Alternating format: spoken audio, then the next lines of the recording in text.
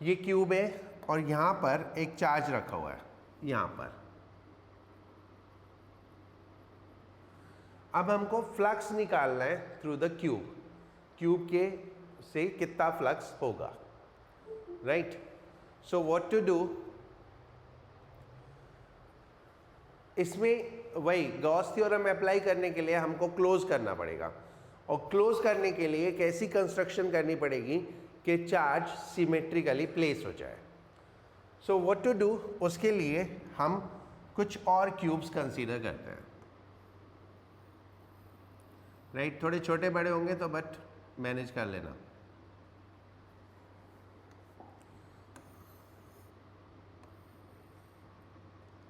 This way एक, फिर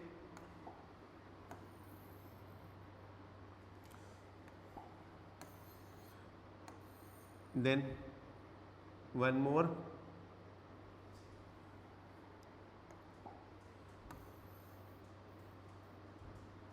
then one more, okay. 4 cube आ गए। अब ये चार्ज कहाँ है, इसके सामने है चार्ज। 4 क्यूब हो गए, 4 क्यूब के सामने है। Then what we need to do further, हमें 4 और क्यूब चाहिए जो इसके सामने ऐसे लगाने पड़ेंगे। समझ में आया, राइट। सो 4 मोर क्यूब हमें चाहिए जो हमें इसके सामने लगाने पड़ेंगे, ओके। सेम साइज के बनाऊंगा तो बहुत टाइम लग जाएगा, इसलिए इसी में मैनेज कर लो इस तरह से।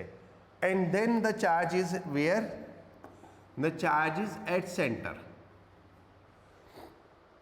ओके। तो टोटल हमने कितने क्यूब यूज किए, 8, right. Now you write the solution. Solution लिखो, मैं बोलता हूं।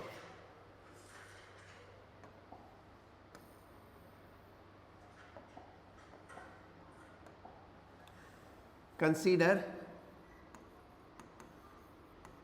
7 more cubes, 7 more identical cubes placed around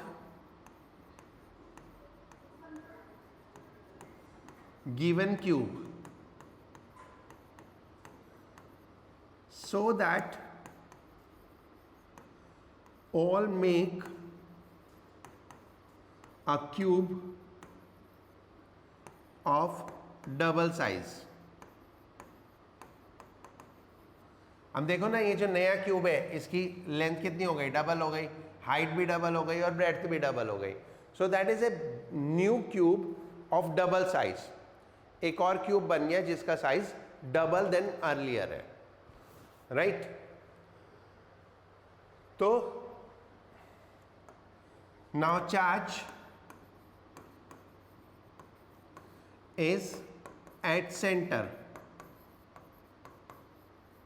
of big cube, जो बड़े क्यूब पे है, right. So flux through big cube, ये बड़ा क्यूब कौन सा है, जो 7 मोर क्यूब्स लगा के बना, okay. So flux through big cube कितना हुआ, Q by epsilon not. This flux is equally divided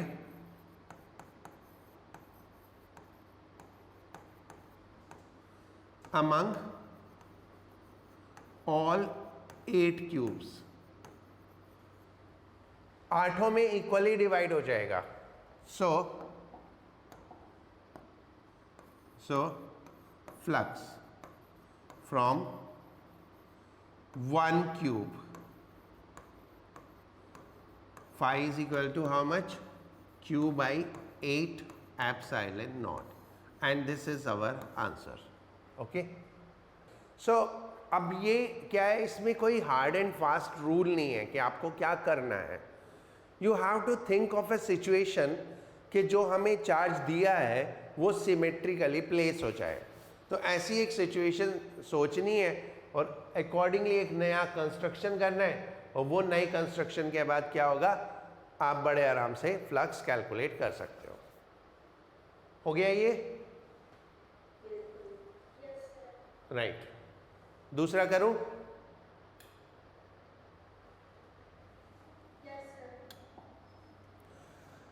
So the another question was, these were the field lines. उल्टी बना दी.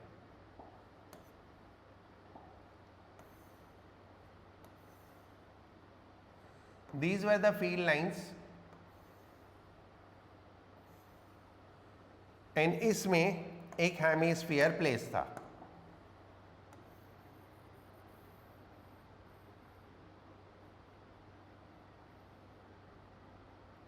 राइट.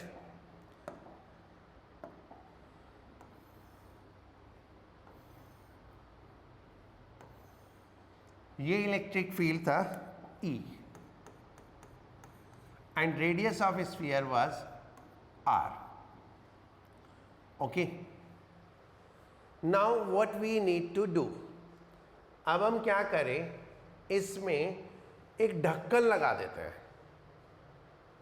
ये बाउल थे ना, बाउल पे एक ढक्कन लगा देते हैं. लगा दें.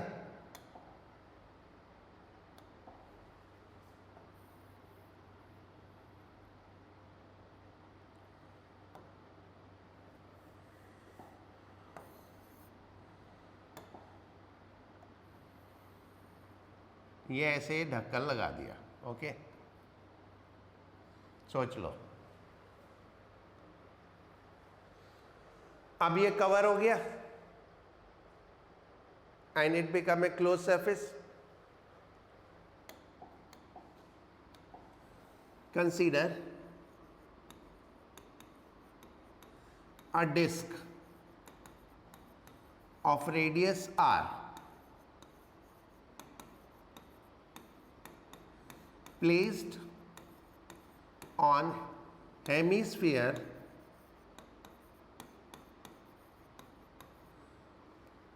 to make it close.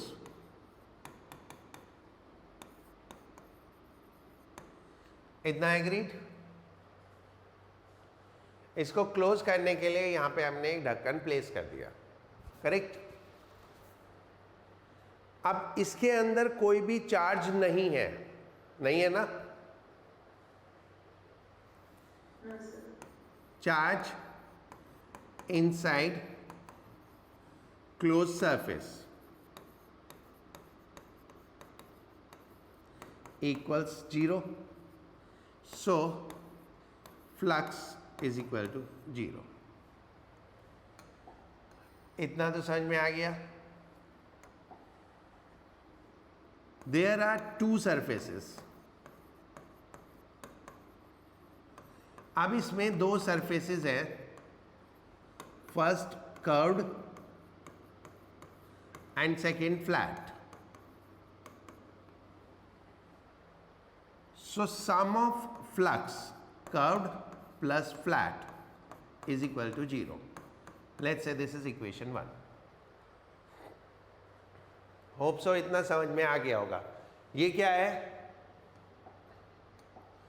ये एक बाउल क्लोज्ड, इसके अंदर चार्ज 0,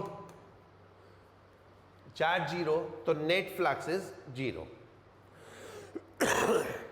ठीक है. अब एक चीज देखो यहां पे,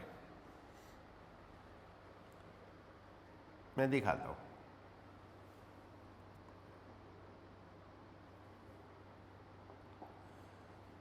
इसमें 1 2 3 4 5 टोटल 5 लाइंस एंटर की है ना, और कितनी लाइंस बाहर आई? 1 2 3 4 5. तो अगर मैं सिंपल काउंटिंग से भी चलूं तो जितनी लाइंस एंटर की उतनी बाहर आ गई. और हमेशा ही ऐसा होगा, एंड दिस विल ऑलवेज, हमेशा ही ऐसा होगा, चाहे आप कुछ भी कर लो, जितनी भी लाइंस होंगी, राइट, आप कुछ भी कर लो,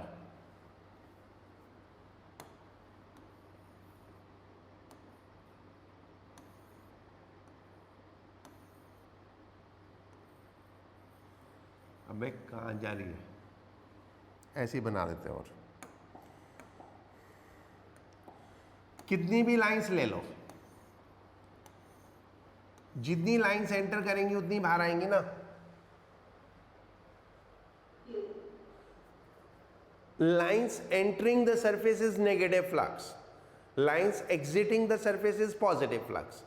तो जितना नेगेटिव फ्लक्स है उतना ही पॉजिटिव फ्लक्स है, तो नेट फ्लक्स 0 हो गया। और सरफेस कौन कौन सी है? दो, एक कर्व्ड सरफेस और एक फ्लैट सरफेस, राइट। हम कर्व्ड सरफेस पे निकाल नहीं सकते, लेकिन फ्लैट सरफेस पे बड़े आराम से निकाल सकते हैं। कैसे? फ्लैट सरफेस में अगर आप देखोगे तो this is what is the flat surface, और ये इस पे नॉर्मल हो गया, ये नॉर्मल हो गया, और ये फील्ड लाइंस हो गई।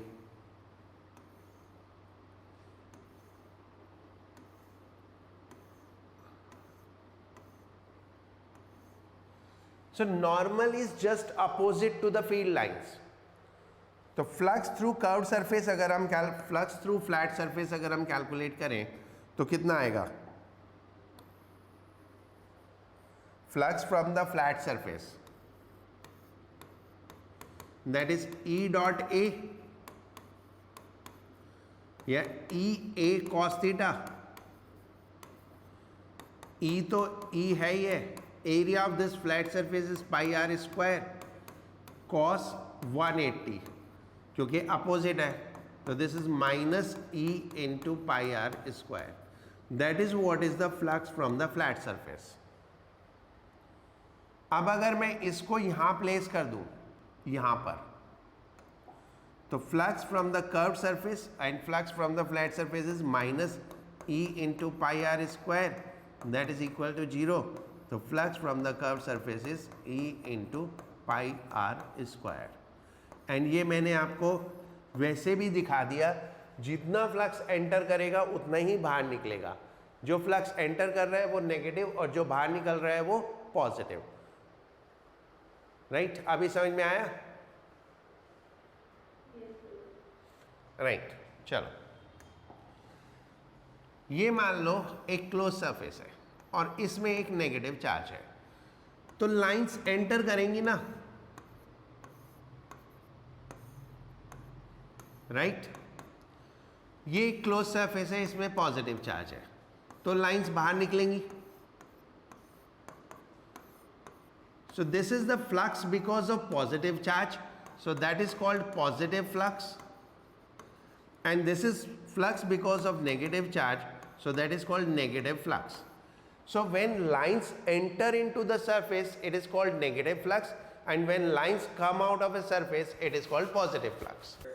Right, चलो अब आगे चलते हैं। Using the Gauss theorem, we have to find electric field in lot many cases.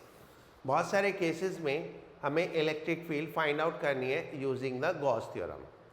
So in the series, first is electric field due to uniformly charged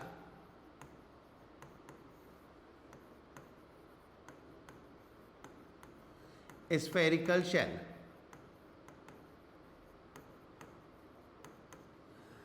एक स्फेरिकल शेल है, वो यूनिफॉर्मली चार्ज्ड है। Shell means what? अंदर से खाली। तो हम इसको एक कंडक्टिंग स्फीयर पे भी अप्लाई कर सकते हैं,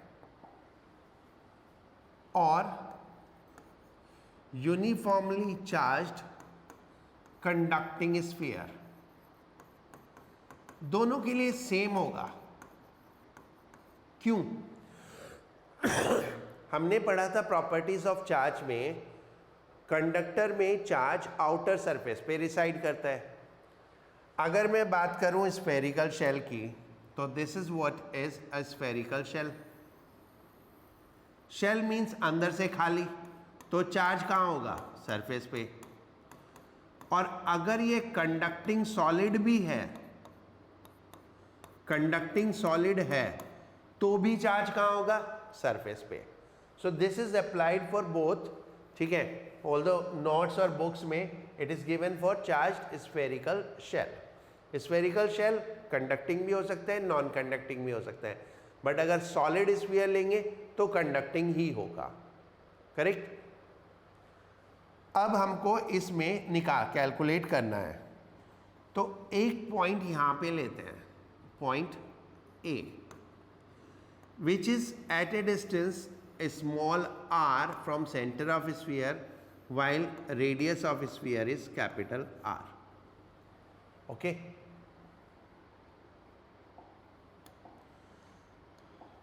तो सबसे पहले हम क्या करेंगे, एक गॉसियन सरफेस एज्यूम करेंगे जो कि इस पॉइंट से पास होनी चाहिए.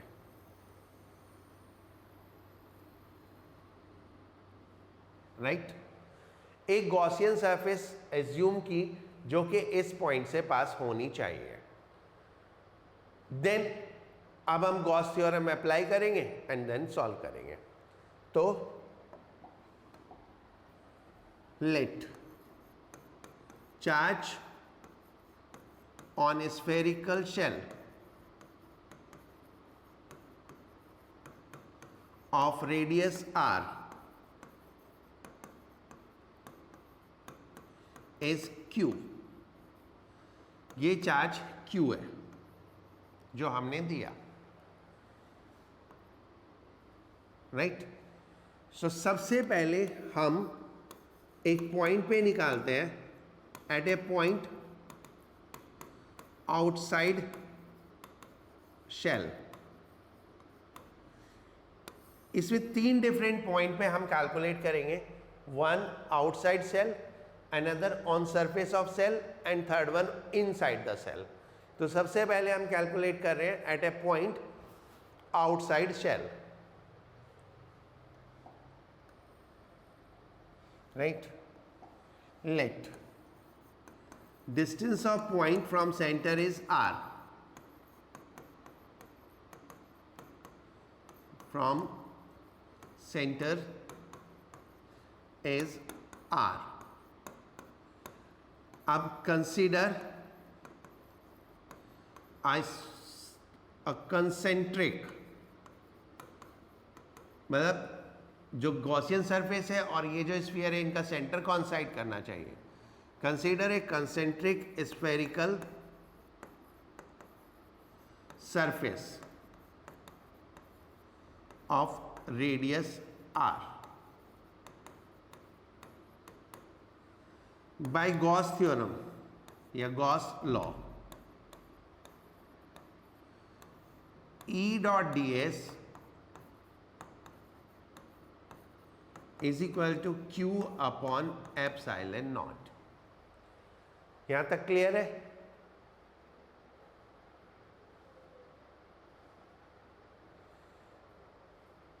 इसमें कुछ पूछने? व्हाट वी डिड, जस्ट एक स्फेरिकल गॉसियन सरफेस हमने चूज की और इसके अंदर सारा का सारा चार्ज आ गया Q, तो Q एनक्लोज्ड हुआ, तो Q upon epsilon not.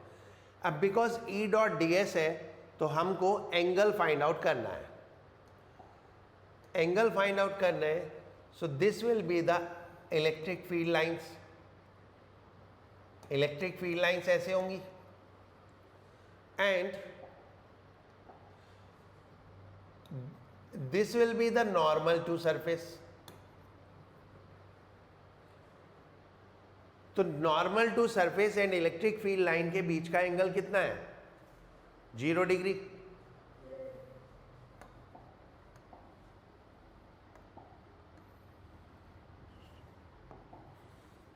Angle between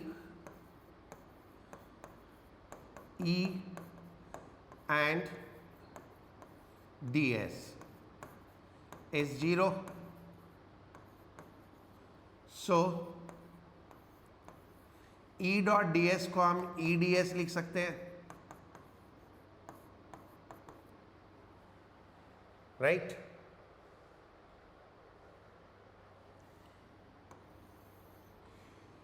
E is same at all point on surface.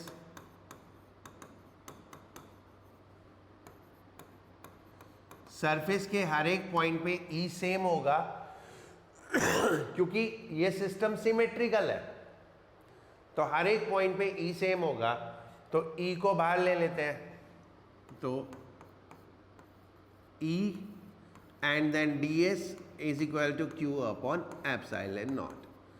Now integration of ds is what? Area of the surface, total surface का area. स्फीयर का area कितना होता है?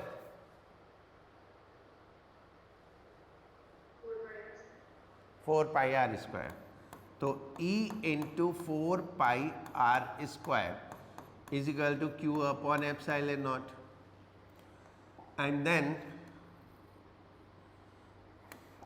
E is equal to 1 by 4 pi epsilon naught q by r square. This is what is electric field at a point outside the shell. इसको आप note कर लो. Now look onto this. अगर मैं इस पूरे सिस्टम को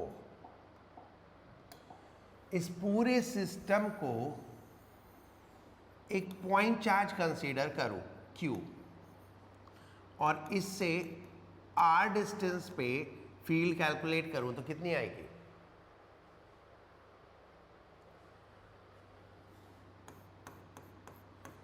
K Q by R square, यही होती है ना field due two point charge. तो this is what? Same as of point charge.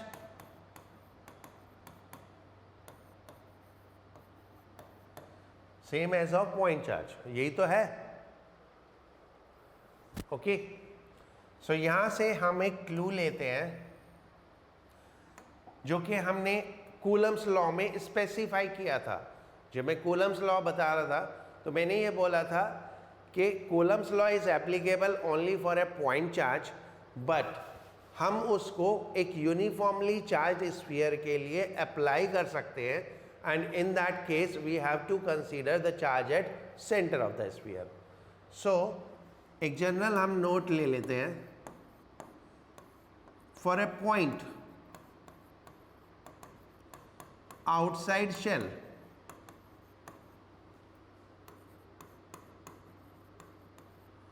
for a point of outside sphere, it can be considered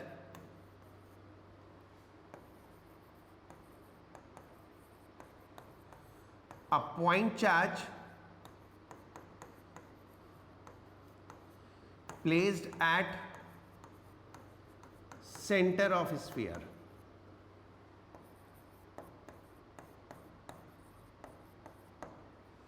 Right?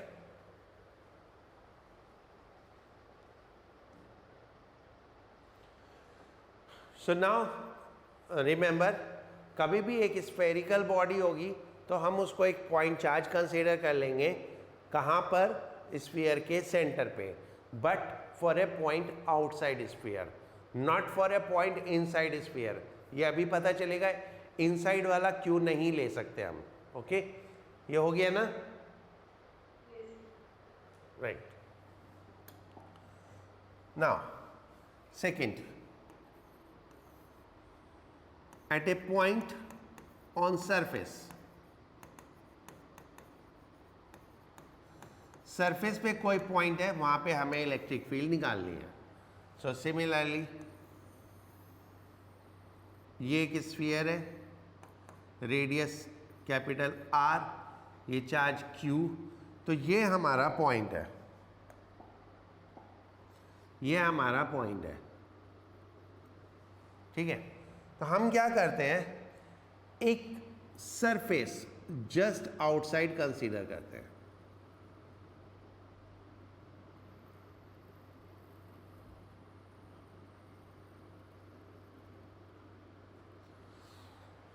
Just outside एक surface consider की, जैसे outside वाले में की थी ना इस कैपिटल आर रेडियस की, ऐसे ये कितनी हो गई, वो स्मॉल आर रेडियस की थी, ये कैपिटल आर रेडियस की। Consider a Gaussian surface, Gaussian spherical surface just outside the shell, just outside the shell मतलब जो गॉसियन सरफेस है उसका भी रेडियस कैपिटल आर ही होगा। Okay, so by Gauss law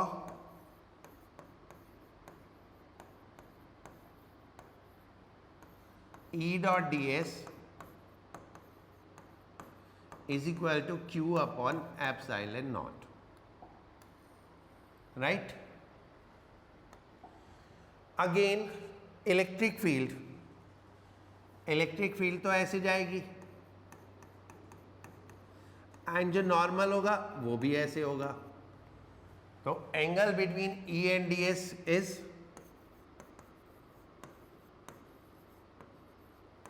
E and ds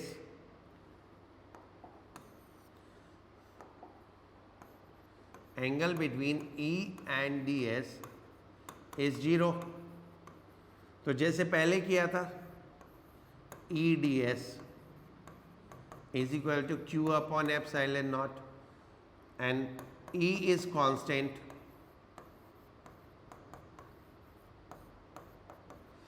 and now integration of ds is 4 pi capital R square,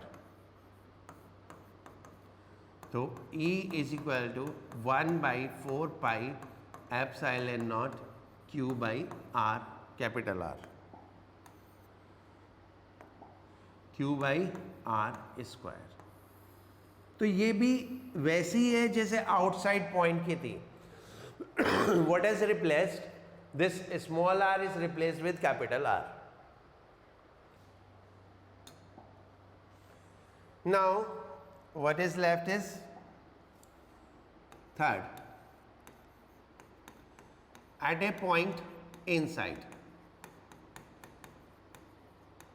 remember it is a shell, it is a shell, तो inside कुछ भी नहीं है, और अगर हम कंडक्टिंग स्फीयर कंसीडर करते हैं तो अंदर चार्ज होगा नहीं। So this is what is our sphere of radius r and the charge is q, and ये suppose हमारा point है, C point ले लो, P ले लो, and हम एक गॉसियन सरफेस चूज करेंगे ऐसे, एंड इसका रेडियस कितना है r। Consider point, consider a point at distance r from center inside shell, right? Consider a concentric spherical Gaussian surface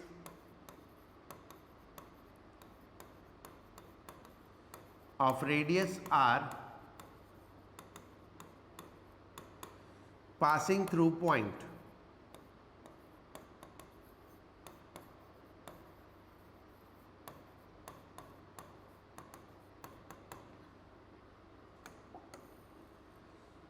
by Gauss law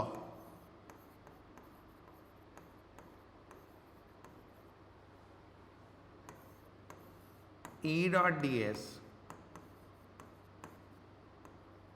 is equal to 0. Why 0? क्योंकि इसके अंदर charge है ही नहीं.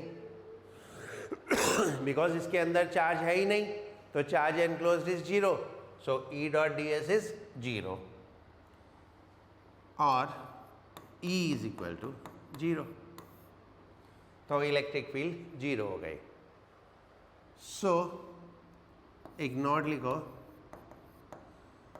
For a point inside shell, charge cannot be considered at center.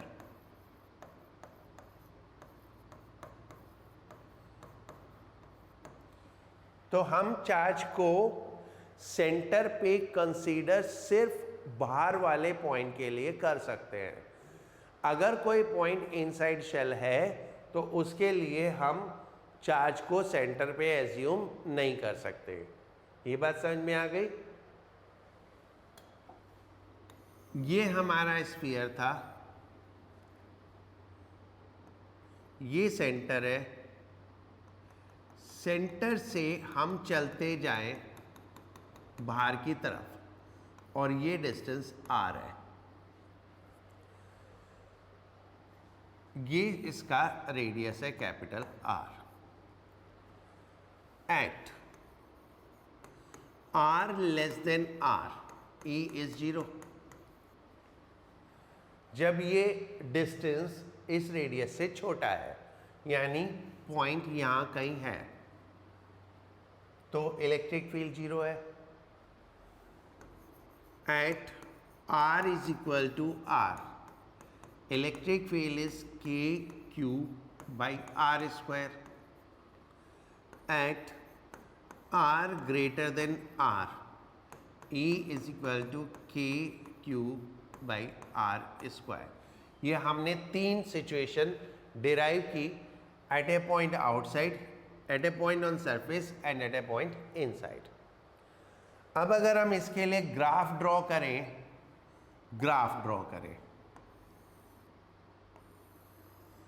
तो up to R, ये हमारा R है, up to R तो इलेक्ट्रिक फील्ड होगी ही नहीं होगी ना. एंड उसके बाद फिर ये यहां से देखो, E इज inversely proportional to R square, तो फील्ड डिक्रीज होती जाएगी. So this is the graph E versus R for spherical shell as well as for conducting sphere, दोनों के लिए.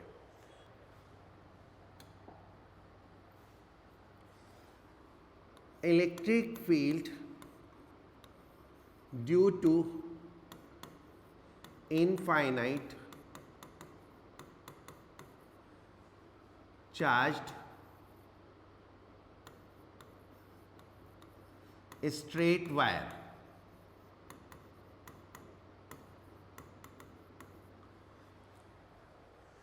एक स्ट्रेट वायर है इनफाइनाइट लॉन्ग एंड वो चार्ज्ड है. ठीक है, ये मान लो हमारा इनफाइनाइट वायर है. ये इनफाइनाइट मीन्स इधर भी और इधर भी. Let linear charge density, linear charge density क्या होती है? चार्ज पर यूनिट लेंथ. क्योंकि इनफाइनाइट है तो हम टोटल चार्ज तो कैलकुलेट कर नहीं सकते. What we can calculate is per unit length कितना चार्ज है.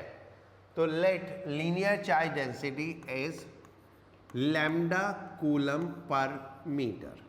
ओके, अब हमें इसमें गॉस थ्योरम अप्लाई करनी है.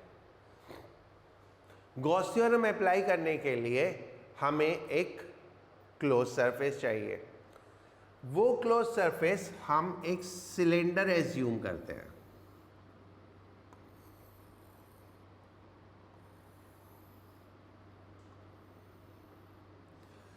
ये मान लो हमारा पॉइंट था, पी पॉइंट, जिसका डिस्टेंस यहां से कितना था, आर। ठीक है, let point of consideration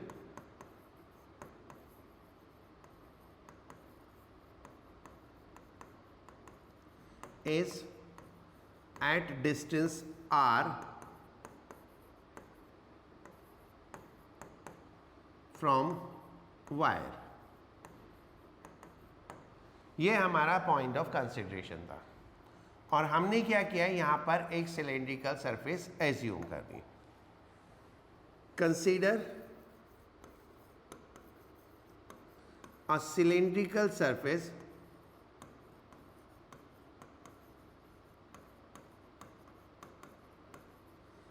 of radius r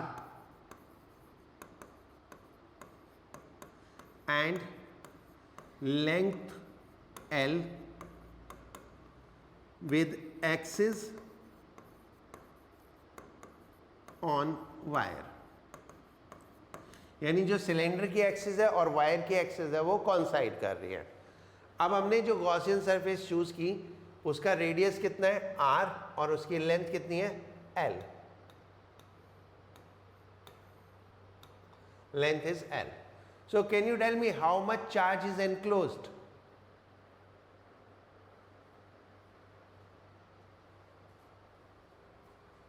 How much charge is enclosed?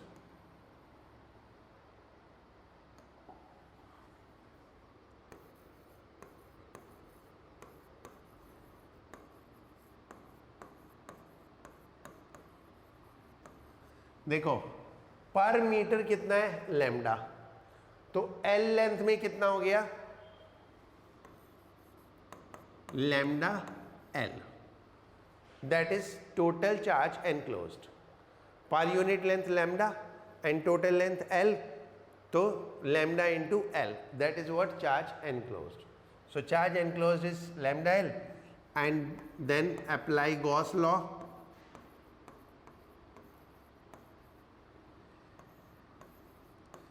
E dot ds is equal to lambda L upon epsilon naught, that is equation 1। इतना समझ में आ गया, राइट। अब यहां पर हमारे सामने प्रॉब्लम क्या है, प्रॉब्लम है यहां दो टाइप की सरफेसेस है। वन इज कर्व्ड सरफेस, तो कर्व्ड सरफेस में ये नॉर्मल होगा, एंड दूसरी फ्लैट सरफेस, फ्लैट सरफेस पे ये नॉर्मल होगा। देख लो, कर्व्ड सरफेस पे ये आएगा नॉर्मल, अगर ये सिलेंडर है तो ये नॉर्मल यहां होगा कर्व्ड सरफेस पे, और यहां पे ये नॉर्मल होगा। एंड जो इलेक्ट्रिक फील्ड लाइंस होंगी,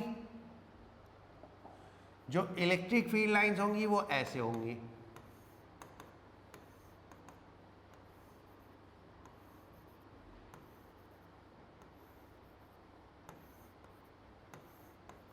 राइट, ये इलेक्ट्रिक फील्ड लाइंस है। तो कर्व्ड सरफेस पे फील्ड लाइंस और नॉर्मल के बीच में एंगल कितना हुआ, 0, और फ्लैट सरफेस पे फील्ड लाइंस और नॉर्मल के बीच का एंगल कितना हुआ, 90 डिग्री। तो यहाँ पे दो डिफरेंट एंगल हो गए, तो इसलिए हम क्लोज सरफेस को दो पार्ट में डिवाइड कर लेते हैं, one is curved surface and another is flat surface. तो हम क्या कर रहे हैं, ये जो हमने क्लोज सरफेस ली थी इसको हम दो पार्ट में डिवाइड कर रहे हैं, right.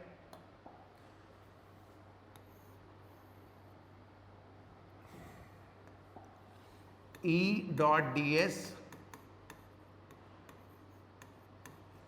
is equal to E dot ds curved plus 2 E dot ds flat. एक कर्व सरफेस और दो ढक्कन, तो फ्लैट दो सरफेस होंगी, होंगी ना, राइट।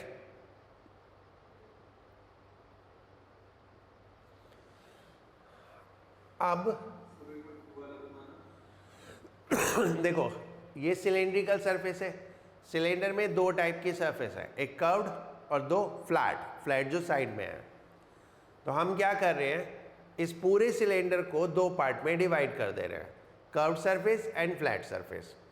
तो जो ये क्लोज सरफेस थी, अब ये देखो ये सर्कल नहीं लगाया मैंने यहाँ पर, यहाँ ये सर्कल क्यों नहीं लगाया, क्योंकि मैंने एक क्लोज सरफेस को दो डिफरेंट पार्ट्स में डिवाइड कर दिया, एक कर्व्ड सरफेस और एक flat surface, right. At curved surface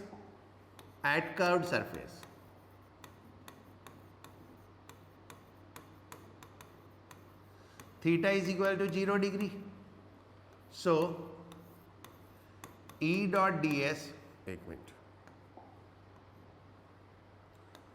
so E dot ds for curved surface is E ds and this is E into 2 pi r l, क्योंकि curved surface का area कितना होता है, सिलेंडर की कर्व्ड सरफेस का area 2 pi r L. तो E dot d s को ई d s लिख दिया क्योंकि एंगल तो जीरो हो गया, इलेक्ट्रिक फील्ड हर जगह सेम, तो डी एस का इंटीग्रेशन कितना हो गया 2 pi r l. And at flat surface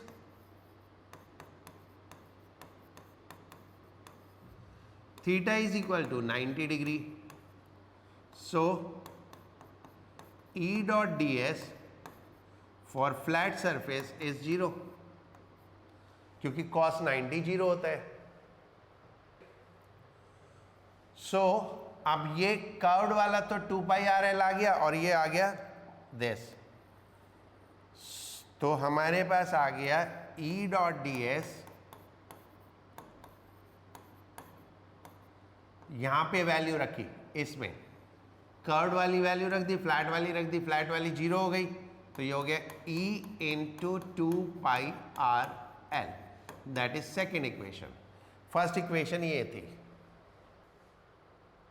equation 1 और 2 को कंपेयर करो तो क्या आएगा,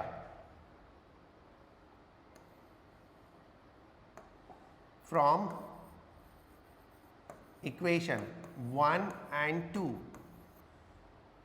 E into 2 pi r l is equal to lambda l upon epsilon naught, l l cancel हो गया, तो E is equal to lambda upon 2 pi epsilon naught r. इसको हम E is equal to 2k lambda by r भी लिख सकते हैं, क्योंकि k इज इक्वल टू कितना होता है 1/4 पाई एप्सिलॉन नॉट, राइट। ये दोनों टॉपिक जो आज हमने पढ़े ना, एक स्फीयर वाला और एक ये लाइन चार्ज वाला, ये दोनों एक बार पढ़ लेना, कुछ भी प्रॉब्लम हो तो नेक्स्ट क्लास में पूछ लेना, राइट। ये डेरिवेशंस है सिंपल, बहुत ज़्यादा कॉम्प्लिकेटेड नहीं है, लेकिन वो क्योंकि EDS पूरा EDS ही चलता रहता है, तो इसलिए sometimes we get confuse. But एक बार रिवाइज करोगे और थोड़ा खुद लिख के देखोगे तो हो जाएगा, ओके।